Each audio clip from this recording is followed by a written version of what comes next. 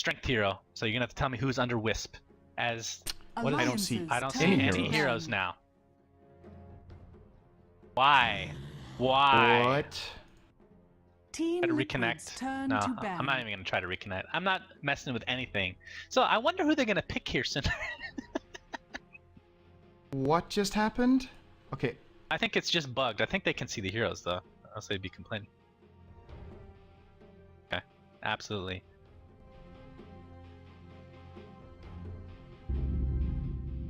Oh, it works. I just wanna reconnect. I can see all the heroes. Okay.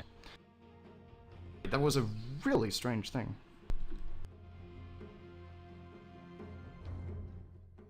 That's going. That's not going. The drops are working. Sorry, the drops are working. Okay. Yeah, no problem whatsoever. That has been fixed. Awesome. Okay, we're being really confused right now, Shannon. Can you tell me who was under Wisp, who was banned above Juggernaut? Who's above Juggernaut? Do you want to guess? Abaddon? Yes, it's Abaddon. It's your favorite.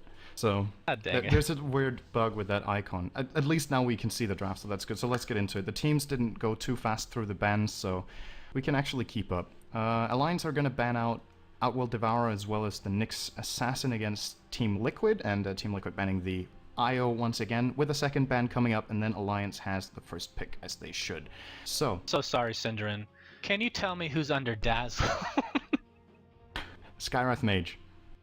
Okay. Excellent. Now I'm up to date on what the picks and bans could be. Spectre ban. Wow. What in God's name? Is that to counter something? Are they trying to pick up an SK and don't want to... Well, there's a Pugna still to counter the SK, so I don't know.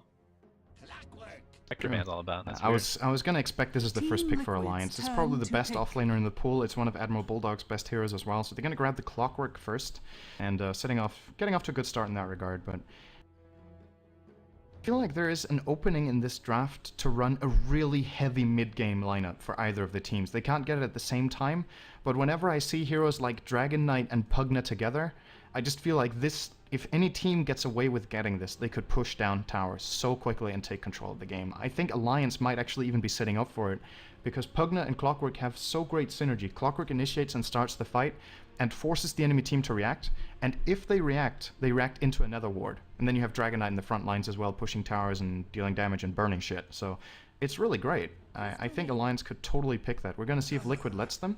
So far they do. They get 2 supports in Crystal Maiden and Dazzle here. Really interesting opener here for Liquid. There's the Dragon Knight. Oh boy. Oh boy. You are a genius, Synderen. Genius, I say. I'm a genius. Then Loda is a genius too. I can live with that. Yeah. I'm down with that. This is... Oh boy, what did Alliance just get here? I think they got such an amazing draft. Now, Liquid... I have to mention, before you go into this, I have to mention Skywrath Mage as a potential pickup for Alliance, because the damage going on to a Decrepify, not to mention the easy setup for her, the ult on top of Cogs. Just throwing it out there. And Wraith King is also available for Team Liquid, but... Because they've been picking him left, right, and center, but I don't think they're going to pick him now with that lineup. You're right. I think Alliance will get Skywrath as one of their supports. It's one of EGM's beloved supports, and it's perfect here. There's so good setup, like you say. Has okay synergy with the way they want to play the game. Dude, we're on fire right now. Sand King. I know. It's going to be the last one for Alliance. Sand King was the... Even though he, in this pool, is probably good overall, I would say it's an easy last pick for Alliance, because if you pick a Pugna, you 100% guarantee that the other team will not pick up a Sand King, because it completely counters Epi Blink, 100%, not even close. But Puck's gonna be the last pick for Team Liquid, so I really like this team. It's gonna be fun to watch towers go down. But I mean, Team Liquid has a very survivable lineup with Dazzle, Razor usually picks up very tanky items, Puck very elusive in nature, Shadowfiend very squishy though. So.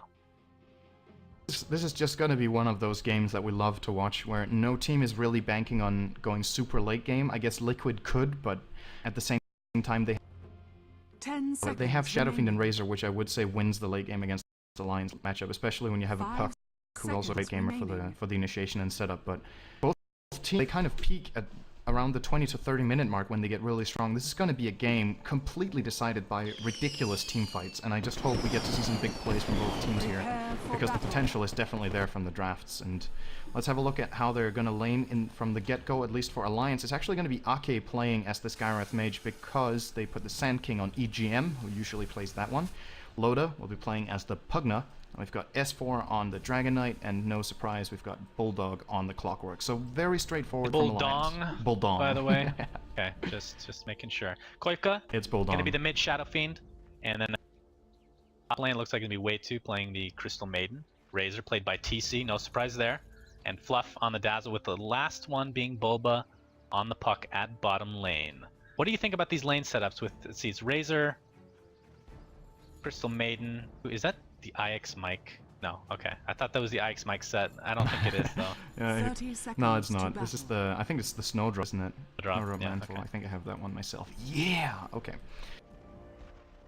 Liquid's lanes, I think they make sense from the perspective that they're probably expecting. Well, what should they expect actually? I think it's fairly obvious that S4 is mid on that Dragon Knight, so they're going willingly into a Skywrath Mage Pugna Sand King trial lane, which I think is actually really strong lane. I'm not sure this is an easy win for Liquid in that lane, although they have Razor against, well, who can he drain? He can drain the Sand King reliably, not really the other heroes in the lane, and Dazzle as an aggressive support, not really the best. He's more of a defensive support, so I don't really know about this from Liquid. I'm not sure if this is going to work out the way they hope, but at least they're triple range. Well, the push is there overall for Alliance with Pugna. I mean, Pugna outpushes pretty much any hero, once he picks up the Arcane Boots at least. But again, a lot of survival with Dazzle, and of course Crystal Maiden, one of the top supports, thanks to the early nukes coming out from her and giving mana to the rest of the team, which is always nice, although Razor doesn't really care too much about that. I think it's an overall pretty even lane. Of course, as I say that, it's probably going to be completely favored in one side, but again, these are like weird tri-lanes that seen very often. I mean, Razor tri-lane is not something we see very often.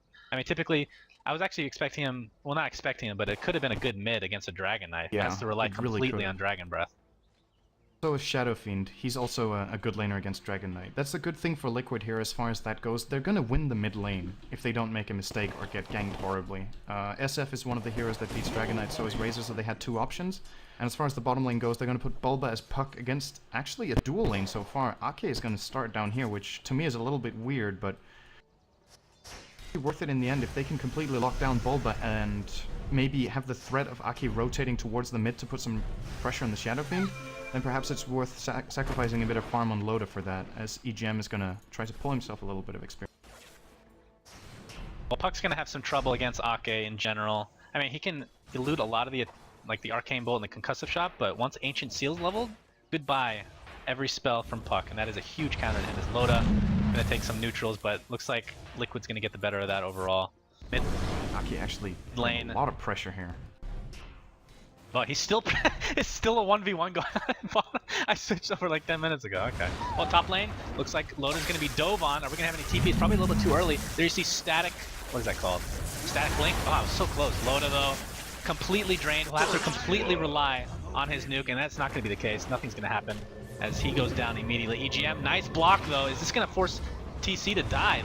Loda immediately TP, oh, but he finds an avenue somehow through the trees, and of course Dazzle's gonna continue to keep him alive thanks to that Shadow Wave. But Liquid getting first blood, surprisingly. If Ake had a TP there, I think Loda's juking there could have turned that into a really big play for Alliance, but Ake not ready with a TP scroll just yet. And it's the first blood going the way of Liquid in a lane where I guess you have to say when they're playing 3 against 2 like this, they have to make it count, they have to get this kill, so good job by them securing that. And at the same time, Bulba in the bottom lane is actually getting a lot. Ake has been putting some pressure on him. As far as farm goes, he's only got 2 CS, but he's still level 3. A good job disjoining a lot of the harassment here with the phase shift, so I would say so far so good for Team Liquid.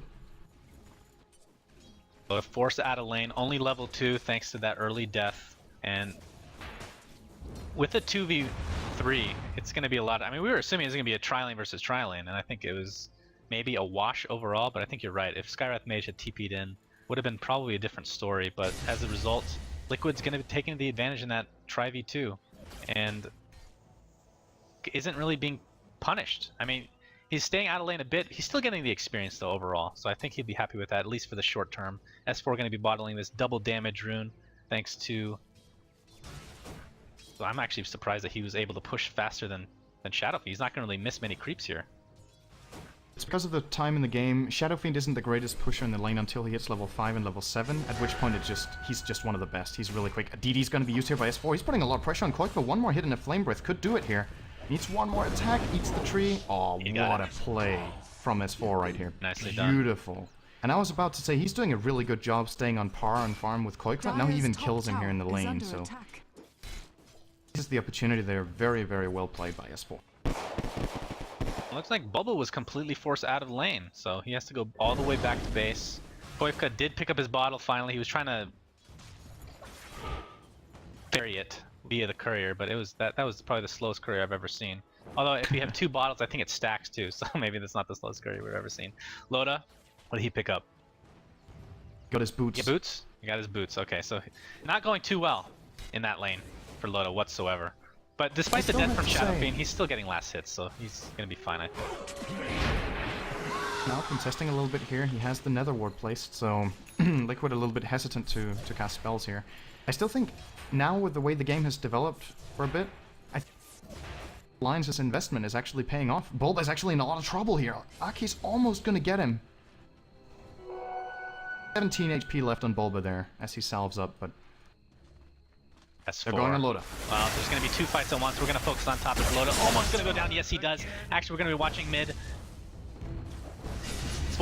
Pretty sure he's going to be able to get this kill. No, he's actually forced completely out by Shadowfiend. Sand King did end up getting the kill on Razor, so I made the poor choice in camera work apparently, but I really thought S4 was going to be able to get that kill thanks to his Dragon form and haste, but that wasn't the case. As Loda is forced to keep back again. Poor Loda, man. I mean, Pugna is one of those series, you really need levels, you really need farm, at least in the early stages of the game. He's getting nothing. I mean, he has 13 last hits compared to the Razor with 17. I guess it's semi-even, but he's just dying left and right. I still think the right comparison right now is to compare Loda to Bulba, because they're kind of in a similar position where they're on the easy lane, but in an unfavorable matchup in terms of numbers. Aki has now left the bottom lane knowing that Bulldog can easily take care of this in his own. He's almost level 6 against a level 3 Puck now because of Aki, and that's what I wanted to say. In the start, it didn't seem like a good investment for Alliance, but since the trade they got top with 1-for-1 kill, the fact that S4 killed mid alone, I feel like Alliance is getting a lot more out of this early game right now. Even though they're behind on gold, they're ahead by about 1,000 experience, and a lot of that is going on to Sand King, who is just, in my book, top 3 supports you love to get early levels on. He is amazing at putting that to use with the Burrow Strike, and Aki being only level 2, and they're still ahead by 1k experience, really tells the story of the game right now. Loda might get sandwiched in. Fluff has level 2 in Poison Touch, but he's going to make it to his tower, it looks like. But yeah, EGM, I'm sure once he hits the level 5, picking me that level 3 Burrow Strike, things will change as far as ganking potential is concerned. Koikva Radiant's middle tower is under attack. Calls up the Invis rune. Going to continue to jungle with that Sandstorm. And this is something, was it him in game 1 of the first series that we saw doing just that as Loda? Exactly. Oh boy, he's in a lot of trouble. Doesn't have enough to decrepify, wouldn't have saved him anyway. Boy oh boy, that is a disastrous lane for Pugna. I still think overall in the grander scheme of things for Alliance, if Loda he doesn't need incredible items in this game. He needs level 4 Nether Ward. Oh, Aki's in trouble. Lane. He's gonna get frostbitten. Frostbitten. A little bit of an ambitious TP there. Gonna get killed off here. And Liquid finding a couple of good kills here. But speaking of Loda, I don't think he needs more than just some good levels right now. Level 4 Nether Ward, level 4 Nether Blast, and maybe a mech should cut it for Alliance's strategy in the early mid game when it's supposed to peak. He doesn't have to get incredible farm.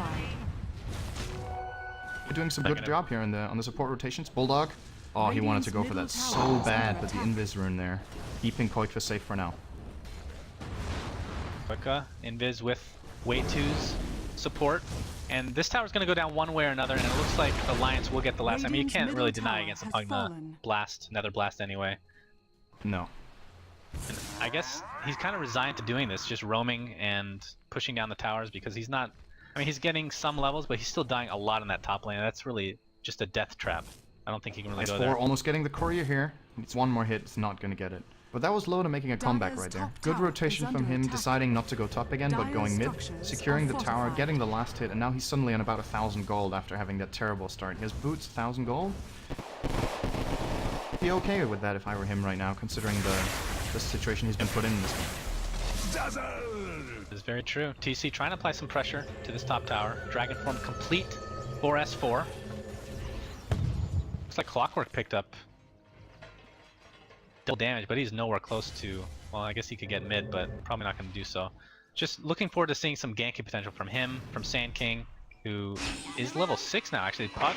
Bottom lane, Dream Coil's gonna go off. He's actually going to run right through it. Is it going to be enough? Waning Rift. Wow, look at him. He's actually staying around a little long. Shadow.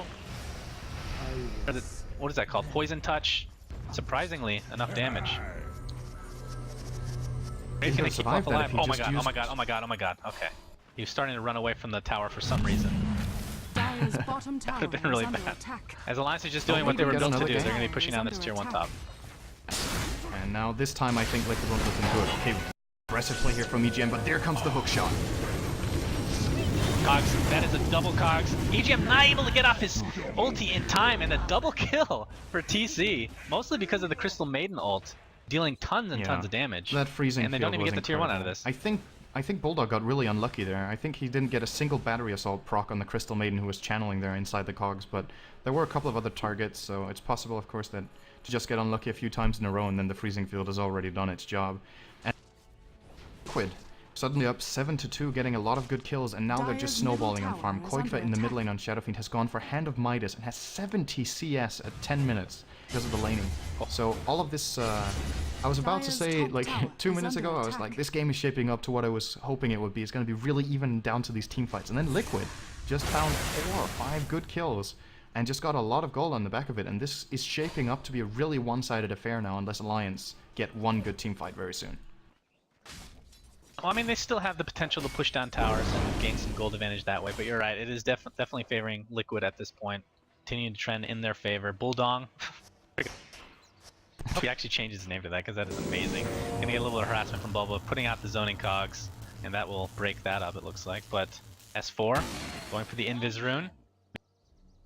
This will set up a potential kill at bottom lane with the help of Ake, who does not have his ulti yet. I would really want to see that coupled with the Clockwork ult. Of course, it's kind of like one strike, in fact that it shares damage, so you kind of only want one person in the cogs as far as efficiency is concerned, but I guess it depends on how much damage you're going to be dealing out overall. Yep. This is going to be all down to the teamfight execution, and I think the pressure is on Alliance. They picked a lineup that needs to start pushing towers right now, and not because Liquid has absolutely absurdly strong late game, but if you look at their heroes and their composition, if they get into a start like this with a Hand of Midas mid Shadowfiend who gets this amount of... Bottom lane, nice sentry. S4 is going to get caught on Waning Rift, but there comes the stun from him. Along with the double Burrow Strike, EGM, what a dream Burrow Strike. Not able to get Wave 2 though. 2-for-0 exchange in the favor of Alliance. That's exactly what they need. Hook strike going to follow by Admiral Bulldog. And there we see the combination I've been waiting for as Razor is resigned to his death. That is a 3-for-0 exchange in favor of Alliance. That's exactly what they need. They need to probably push down a tower in the meantime. Where's Pugna at this point? He's going to be getting this tier 1, hopefully. Great fight from Alliance. Where's Pugna? I didn't mean it like that, I swear. Coincidence? Well, that was so big for Alliance. Just as Liquid get a big fight, Alliance get it the other way. I still think Liquid, after conceding those 3 heroes, they're still in a commanding position, but this means that if Alliance manage to do it again, and as you say, if Loda is there, then they're probably going to be able to claim the tower, and then they're going to start being able to take over the map bit by bit.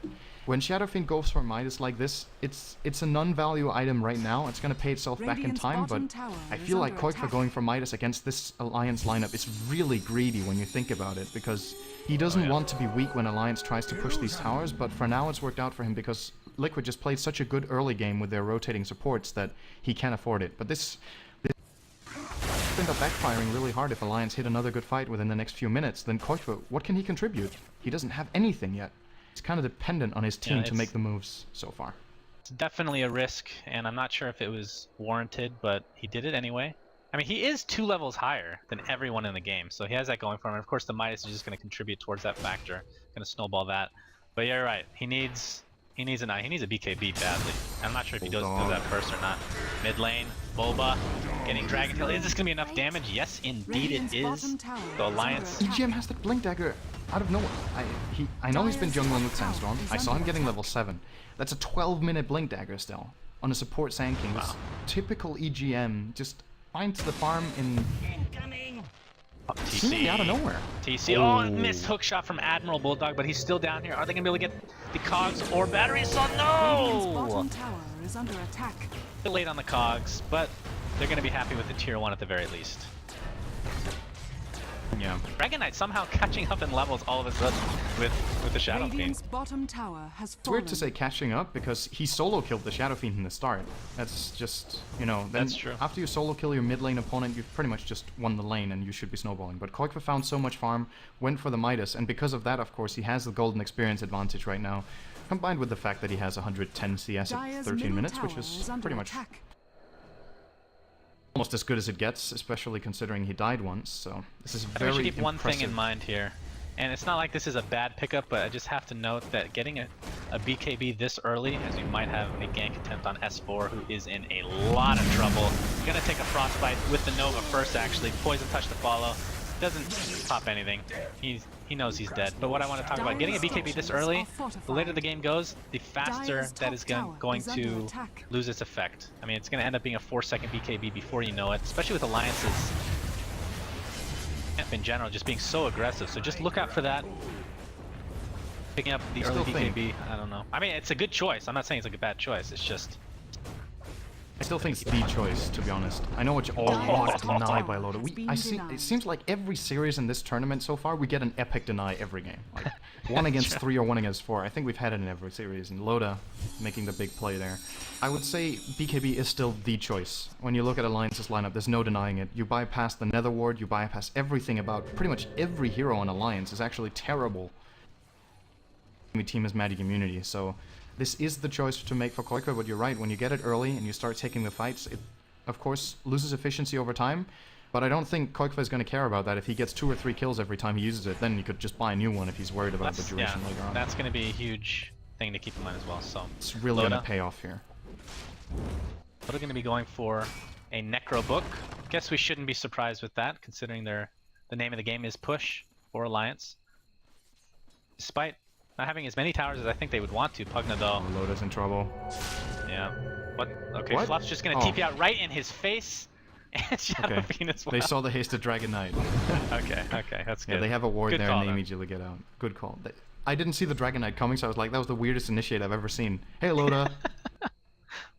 Walks in, ready to Shadow to use his Poison Touch, and then just TP's out. I was wondering if he misclicked and wanted to use an item like an urn or something, but... top tower is under attack. The hell Mid out of lane. there? Yep. Admiral Bulldog's thinking about it. Thinking about that hook shot. EGM is in a great position. He's going to go for it. Ult. He's gonna go directly on Koikva and the hook shot, but there's the grave. Requiem of Souls almost used, but he's gonna cancel at the last second way too. Looks like he's gonna go down the Dragon Knight, but Shadow Fiend does fall, along with Bulldog. Skywrath Mage to follow. It is a 2-for-2 exchange at this point. Looks like no further kills will come, although... For more, there comes the Dream Coil, which wasn't used in this fight because he wasn't even here, but Bulba getting bursted down like none other. So 3-for-2 in favor of Alliance. Getting a really good initiation, but it was a good recovery from Liquid. Yeah, the shallow grave really saved everything there. If that wasn't on Shadow Fiend at the right time there, that fight would have been a total disaster. And the reason Koikva cancels his Requiem is that he has a Clockwork standing next to him using the Battery Assault, so there's no way in hell he's ever going to get it off, and doing the right thing by trying to run does get picked off in the end. I just have to say, EGM in this game for me has been absolutely phenomenal. He has made not a single bad decision, and you're right. The entire series for me so far, he's definitely the MVPs. The amazing performance from him so far. Absolutely. Top lane, way too. Better be careful. Could be trouble here. Blink if he Dagger, goes, EGM. If he goes forward. Available to dive. Question is, they want to commit. Not looking like that's going to be the case. And it's probably the right choice now that Bulba is here. Although Dream Coil is down, so perhaps they can even pick up 2 if they wanted, but not going to happen. Koikva looking in the jungle. He's going to get hook shot. Nice vision from Admiral Bulldog and Alliance, and that is going to be an easy kill. And again, he's being punished for getting that Midas. He doesn't have much tank ability. He has the Ogre Club. But If he no didn't BKB get the yet. Midas, he would have had the BKB in this in the last fight and on that lane. game. A delayed initiation on way 2 who's way out of position and will fall Too as far well. up. Been overplayed. Come on. Come on, Synderen. You used it once, I used it once. Come on, it's a fair deal. I get to use your bad joke. I think I used it like 5 times though, so. You definitely be use it defending. once. Okay. Alliance Radiant's top gonna take tower the top has tier 1, fallen. and Lotus defending the bottom lane. This... Trying to find out what these graphs resemble. It's, Let's see. Radiant's top tower is under attack. It's Radiant structures are it's like fortified. a really Mount Rushmore. I was gonna say breasts that are really deformed. Radiant's top tower I have very is dirty under minds, attack. so actually I could say Yeah. it's my breasts. How am I supposed to take over from that? Now you're gonna be too turned on to be able to even cast at this point. I don't can't- blame you. I don't know what to do about myself. I'm really trying to focus on the game right now, but I can't think of anything else than you naked for some reason. Oh my goodness. Okay. Oh my goodness, Synderen. It's getting hot in here while Lotus pushing bottom. What are we gonna do, Suns fan? He's a level, oh, it's a level 1 right now, but he has level 2 in his stash. Top lane though, Burrow Strike, along with the Epicenter. Nice grave. Is this going to keep him long enough? Yes, 2 TPs to follow. Koika not able to reinitiate back in though. Poison Touch looking to be used, Radiant's bottom but tower is doesn't have under any actual attack. backups, I'm not sure. Bottom lane though, and this is exactly where Alliance punishes you. You're not able to get the kill on Shadow Fiend, but at the same time, bottom lane is taking a ton of damage. Hook shot. Hook shot on the way 2, and there's a combination again. Goodbye, Wow. way too. The And arcane. he even has a haste rune, so he's gonna get out of here. I think. Oh, that's the dream call. Never mind Well, that. though. He's probably falling. Yes. In the end, not really worth the trade for a lowly Crystal Maiden. But Lotus again, gets a tier 2. yeah, bottom tier 2 and top tier 1. Although I'm not sure they'll Wow. be able to clean Yeah, this top up. tier 2 as well, actually. I think S4 is going to finish this. He can BKB TP out and S4, EGM can blink if he wants. That's Radiant's so top greedy trying to get the tower has last hit. Just fallen. get it already. But yeah, he's going to do just that and will get out. No problem. That was a 10-second BKB for that, though. Really interesting to see, though. It's like, in the last game, I was praising Alliance so much for their execution, early game decision making, and the mid game as well. And this game, it was like Liquid played an as early game as Alliance did in the last one, and now Alliance has just found their stride that they had in the last game. The last 10 minutes from Alliance, I almost can't put a finger on anything they've done. It's been so well done, everything on the map. That split push they just executed there out of nowhere, sure, they like you said, they sacrificed the clockwork for a kill and 2 tier 2 towers? This was looking like Liquid's game 10 minutes ago, and now Alliance is just like this graph. I can't even justify calling it a bad play from Liquid. I just think Alliance has I been agree. phenomenal. Well, I don't want people to confuse it. I mean, I don't think they've been playing poorly at all. It's just more Alliance just playing out of their minds right now. And they're taking their lineup to their advantage. They're getting Necros, and I believe even Sand King is almost done with his Necro. So that is just double Necro book, which I remember in Dota 1, that used to be the limit, is 2 Necro books. It wasn't like a built into the game. It was just like, you can't buy more than 2 Necro books. This is I part of the remember rule those set. days. There's actually a time when Either you could way- only have one mechanism as well, because they stacked when you used them as well. It's pretty Oh, sick. I don't remember that. And That's only awesome. one refresher per team for no reason. I don't know. It's a little... Refresher, really? Wow. TC's gonna... Nice plasma field here. I think Alliance is still gonna get... Taking so much BKB as well. damage. He's gonna pop it. Looks like Age is gonna be picked up by Alliance though. Here comes the Sand King ulti, along with Koika, trying to deal as much damage as he can, but just not gonna be enough, it looks like. Although Alliance is very low. Nice shallow grave. Gonna keep Koika alive for now, and a grave frostbite, but there's the hook shot! It's a double kill for Admiral Bulldog. Make that triple. I believe that was a double hook shot kill, if I'm not mistaken, because it has a small AoE. Oh, that was disgusting. Okay, disgusting is once a game I'm allowed to say it. That was disgusting. I'm out of words for this, I'm seriously. speechless. I'm really out of words for these plays by Alliance. I'm just really enjoying watching this game to the fullest. I'm gonna come off like the hugest fanboy now, but seriously, Radiant's middle I tower can't really is fault under them for attack. anything they're doing apart from their early game.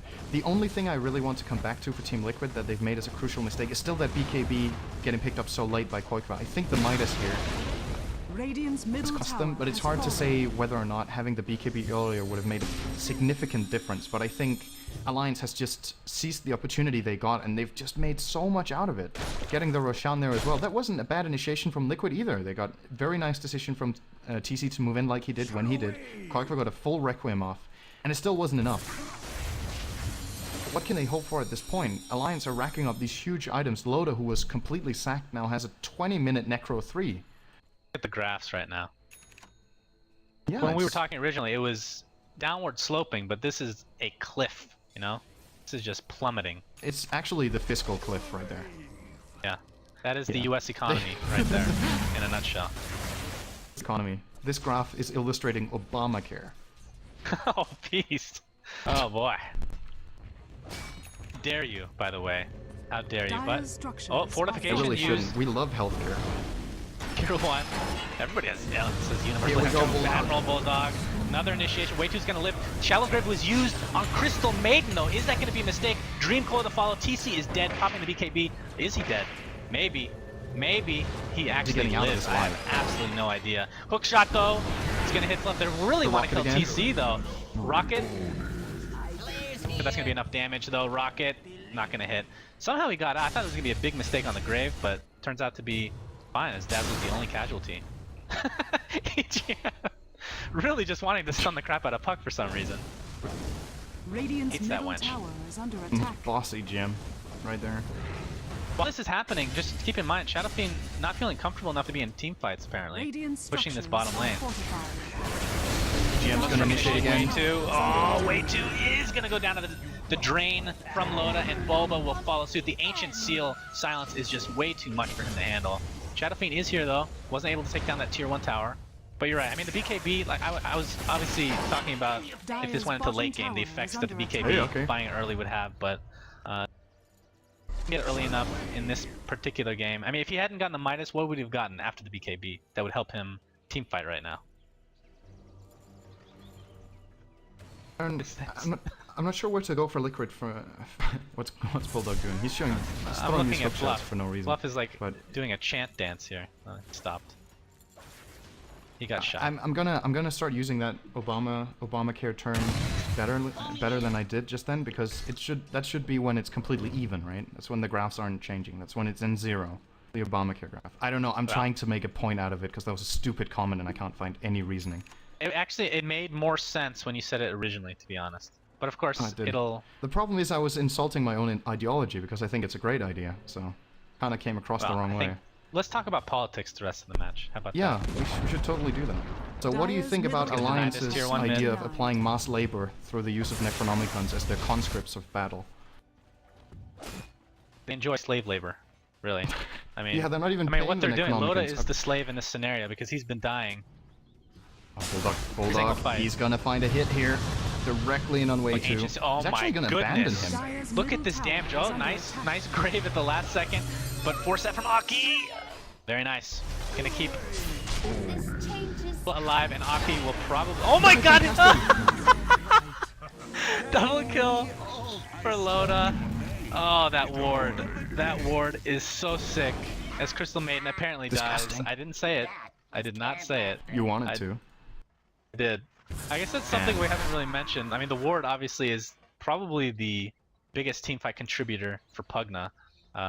Honestly, I would say the biggest teamfight contributor, period. I would put it over Sand King. Although the initiation from Clockwork is actually, Radiant's we put that middle higher. tower Either has way, been it's something denied. that cannot be overlooked.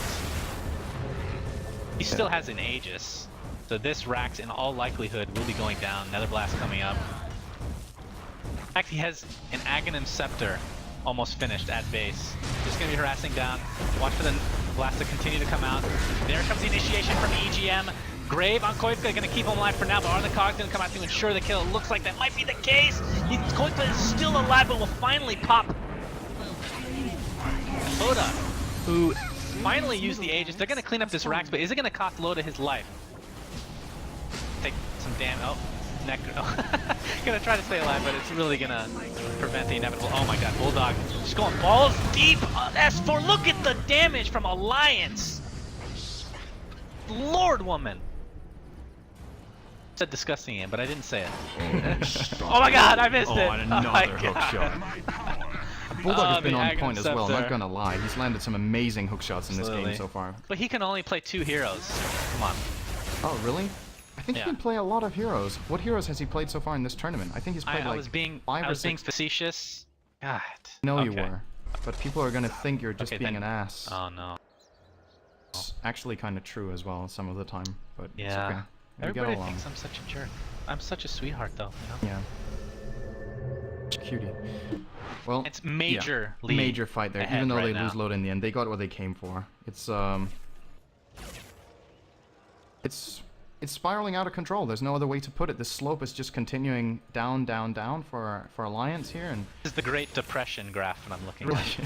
we should stop doing that now. Okay, you get one use because That's okay. I did a bad That's joke from as well. So. no, that's from the 20s. So nobody cares about that anymore. It's not like nobody about it. That's what I'm trying Hashtag to US say. economics. Absolutely. Loda picks up his Aghanim Scepter. What do you think about that? I mean, it makes him tankier, and his life drain has absolutely no cooldown. It's a very common It pickup. doesn't really matter at this point, I guess. It's a very common pickup and gives it a lot of I would great figure stats. mech and would be first before that, though. I'm surprised they didn't get a mech as well. I would agree with that though, because they have so much farm on all their heroes, and I think definitely one of them should be getting a mech. Here we go, initiation. TC, S4 pops his BKB, there comes the hookshot and the grave as you can expect coming out, but TC, I would be shocked if he gets out of this time. It's Kwakwa, I can't even pronounce his name in this teamfight, he gets off his ultimate. Able to get one kill, Dragon Knight falls, this is surprising as Alliance is going down, but there goes Koika, and that is their main damage source.